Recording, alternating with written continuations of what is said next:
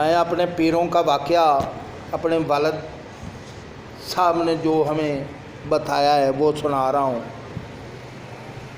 ہمارے پیر پہاڑی علاقے میں رہتے تھے اور ان کا دربار بہت ہی عالی شان تھا اور بڑے بزرگ کامل ہستی تھے۔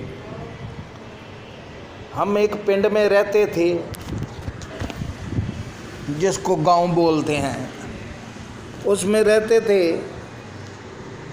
اور ہم یہاں سے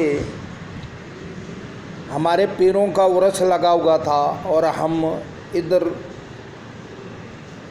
گاڑی میں بیٹھ کر، جو لین گاڑی ہوتی ہے اس میں بیٹھ کر ہم گئے تو راستے میں بڑی بڑی سرنگیں تھیں جو انہوں نے پہاڑ کے اندر سے کھود کر بنائی ہوئی تھی۔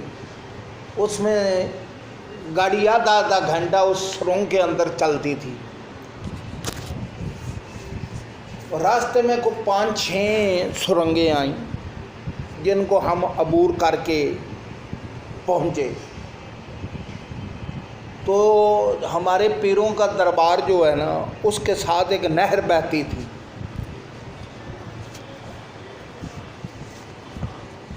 اور اس کی پل جو ہے نا وہ کافی دور تھی اس دربار سے۔ ایسا کیا یا حضرت ہے،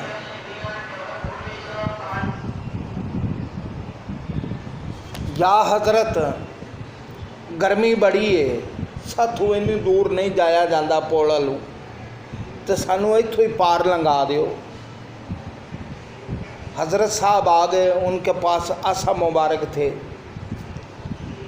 انہوں نے اپنی جو لاٹھی ہے نا وہ اس پانی میں ایسے ڈبوئیں اور اللہ کی حکمت سے وہ پانی جو ہے نہر بہتی تھی وہ کھاڑی کی شکل بن گئی اور ہم اس کے اوپر سے گزر گئے۔ جب گزرنے کے بعد ہم نے پیچھے مڑ کر دیکھا تو نہر ویسی کی ویسی تھی۔ یہ تھی ہمارے پیروں کی کرامت۔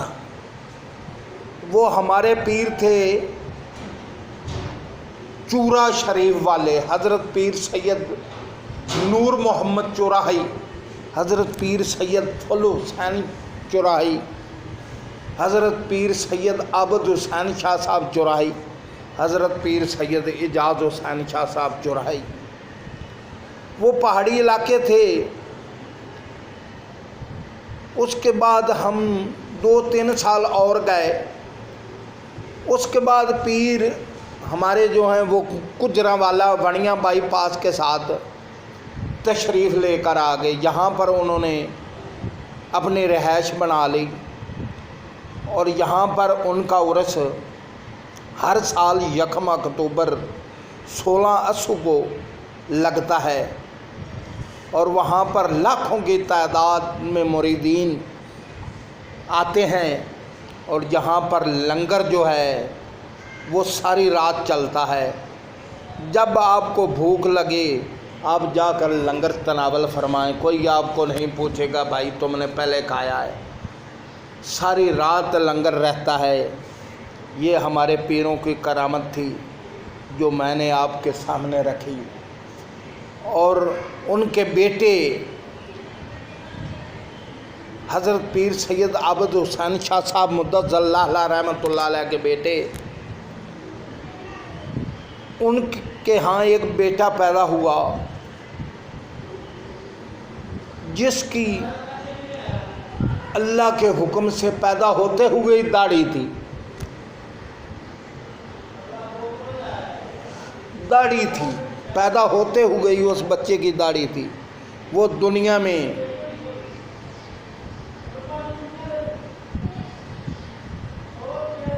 تھوڑی دیر ہی رہا اور دنیا سے یعنی کہ 1 دن یا 2 دن دنیا میں رہا اور اللہ کے طرف واپس چلا گیا، وفات پا گئے۔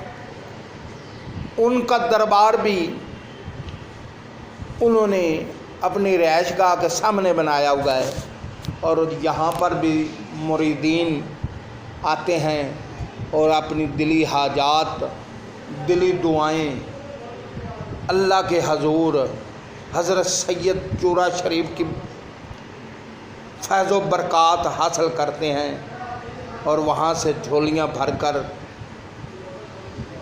فیض یاب ہوتے ہیں۔ اب یہ جو مہینہ چل رہا ہے یہ تو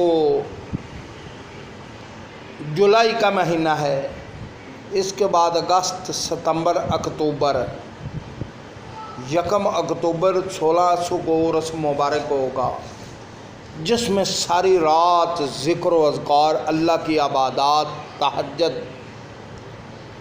اللہ کی حمد و ثنا، آپ سرکار کے معجزات، کرامات، یہ تمام بیان کی جاتی ہیں، جس سے مریدین جو ہیں ان کو بہت زیادہ سکون حاصل ہوتا ہے، اور اللہ کی رحمت